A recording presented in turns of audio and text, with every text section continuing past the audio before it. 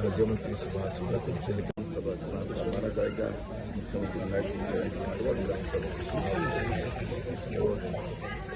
विधानसभा के तीसरे हैं, 2 बार चुनाव लड़ चुके हैं। 2014 में नारायण देवी बाहर थोड़ा या तो आराम से बोलो जो बोलने पंडित जी इस साइड में करके पंडित जी पर साइड हो जाओ। बस बस बहुत बढ़िया। वासियों को मैं बहुत बहुत बधाई और शुभकामनाएं देता हूं। पहली लिस्ट जारी हुई है। पहली लिस्ट में 67 हमारे विधानसभा क्षेत्रों से प्रत्याशी आए हैं। सभी को मैं बहुत बहुत बधाई देता हूं।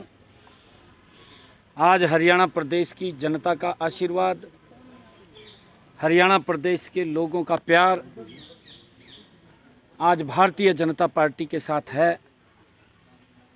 पिछले 10 वर्षों में ये डबल इंजन की सरकार ने जो काम किए हैं, आज हर व्यक्ति उस बात की चर्चा कर रहा है। आज हर व्यक्ति ये चाहता है कि मोदी जी तीसरी बार देश के प्रधानमंत्री, मजबूत प्रधानमंत्री बने हैं। उनके दिशा निर्देश में हरियाणा में तीसरी बार सरकार लोगों ने मन बना लिया है कि हम बनाएंगे और हरियाणा भी विकास की और नई ऊंचाइयों को छुए।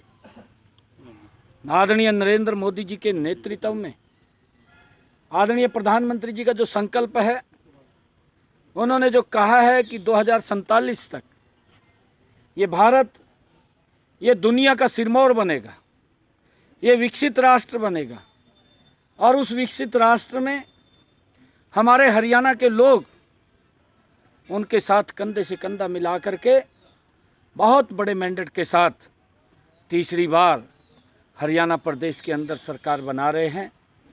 और मेरा लोगों से भी अपील है, ये लोकतंत्र का पर्व है।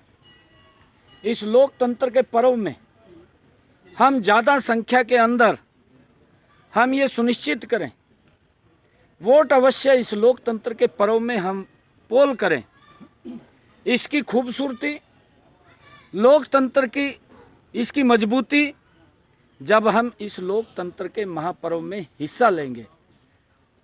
हमारे आदरणीय चुनाव आयोग ने उसकी व्यवस्था ठीक की है और प्रशासन, चुनाव आयोग चुस्त दुरुस्त तरीके से हरियाणा प्रदेश के अंदर उन्होंने चुनाव के लिए योजना, रणनीति बनाई है। हम सब भी इस शांति प्रिय ढंग से, प्रेम प्यार से ये चुनाव संपन्न हो, उसके लिए हम सब मिलकर के काम करें। और मैं ये प्रदेशवासियों को कहना चाहता हूं कि इस हरियाणा प्रदेश के विकास में, इस देश के विकास में हम ज़्यादा से ज़्यादा मतदान करें। जो हरियाणा प्रदेश के लोगों ने एक मन बनाया है कि तीसरी बार भारतीय जनता पार्टी की सरकार बड़े मैंडेट के साथ हरियाणा प्रदेश में बन रही है, उनका आशीर्वाद लेने के लिए आज मैं भगवान श्री कृष्ण की इस पवित्र भूमि, जहाँ पर उन्होंने सर्व मानव जाति के लिए गीता का संदेश दिया, आज वो आशीर्वाद यहाँ लेने के लिए मैं आया था। और यहाँ से आज पूरे हरियाणा प्रदेश के अंदर हमारा चुनाव प्रचार चल भी रहा है। इसको और, क्योंकि हमारी लिस्ट 67 लोगों की जारी हुई है, इसको और गति से हम करने का काम करेंगे। जल्दी ही दूसरी लिस्ट भी, उसके ऊपर भी मंथन विचार हो रहा है और जल्दी ही दूसरी लिस्ट भी जारी हो सीएम साहब अगर बात करें, सीएम साहब सूची आते ही भारतीय जनता पार्टी में बगावत शुरू हो गई है, इस्तीफे का दौर शुरू हो गया सर। कर्णदेव कंबोज ने कहा कि गद्दारों को वो टिकट दी गई है, इसलिए उन्हें पार्टी हाईकमान को भी एक पत्र लिखा है। देखिए, हम बात कर रहे हैं, हमारे किसी ने पार्टी नहीं छोड़ दी भाई, किसी ने पार्टी नहीं, हमारे सीनियर लीडर हैं, हमारे सीनियर लीडर हैं, हमारे सीनियर कार्यकर्ता हैं। होता है कमल का फूल एक जगह जाएगा, वो दो जगह नहीं जा सकता, क्योंकि एक फूल है, लेने वाले कई हैं, देना एक को है। हम समझाएंगे ना, ऐसा नहीं है। हमारे सीनियर लीडर हैं कर्णदेव कंबोज जी, लक्ष्मण नापा जी हमारे विधायक रहे हैं, ऐसा नहीं मजबूत विधायक हैं। और सरकार आएगी, हम मिलकर के सब काम को आगे बढ़ाएंगे ना। मुख्यमंत्री और हरियाणा प्रदेश के विकास के अंदर हमारे सभी कार्यकर्ता, हमारे सभी नेता एकजुटता से तीसरी बार सरकार बना रहे हैं। रीजनल पार्टी जो है वो कह रही हम चाबी बनेगी सत्ता की, तो क्या लगता है रीजनल पार्टी का अस्तित्व अब भी है, इनेलो है या जेजेपी है, ऐसी पार्टी है? देखिए, हर व्यक्ति अपने अपने तरीके से काम करता है और हर व्यक्ति सरकार के दावे भी करता है। अगर हम कांग्रेस की तरफ देखें, कांग्रेस भ्रष्टाचार में लिप्त है और ऐसी पार्टी से समझौता कर लिया है कि जो उससे बड़ी भ्रष्टाचारी है। ये दोनों अगर भ्रष्टाचार मिल जाते हैं तो प्रदेश का भला कैसे होगा? प्रदेश का भला नहीं हो सकता। इस भ्रष्टाचारों के टोले के अंदर ये अपना तो भला कर सकते हैं, परंतु प्रदेश का भला नहीं कर सकते। इसका उदाहरण भी है। अगर हम जो झूठ कांग्रेस ने बोला था, वो झूठ बोल करके हिमाचल में सत्ता में आ गई, थोड़ी सी वहाँ की कहानी भी दिखाई दी लोगों ने। भाई ये हाल तो क्या, अभी तो लंबा समय नहीं होया है, थोड़ा सा बताई दियो, बताना आपका फर्ज है। भी वहाँ झूठ बोल लिया था, ये भी कहा था भी हर साल 1 लाख नौकरियाँ देने का काम हिमाचल प्रदेश सरकार युवाओं को करेगी। आज तक वहाँ पर वो मुख्यमंत्री भी मुकर गया बेचारा, और कहा हमने तो कोई ऐसा वायदा नहीं कराया था। या तो राहुल गांधी झूठ बोल रहा है या फिर वहाँ का मुख्यमंत्री झूठ बोल रहा है, दोनों में से तो कोई ना कोई झूठ बोल रहा है। परंतु हरियाणा प्रदेश था, या तो राहुल गांधी झूठ बोल रहा है या फिर वहाँ का मुख्यमंत्री झूठ बोल रहा है, दोनों में से तो कोई ना कोई झूठ बोल रहा है। परंतु हरियाणा प्रदेश के लोगों से मैं ये कहना चाहता हूँ, किसी के सजाबाग में आने की जरूरत नहीं है।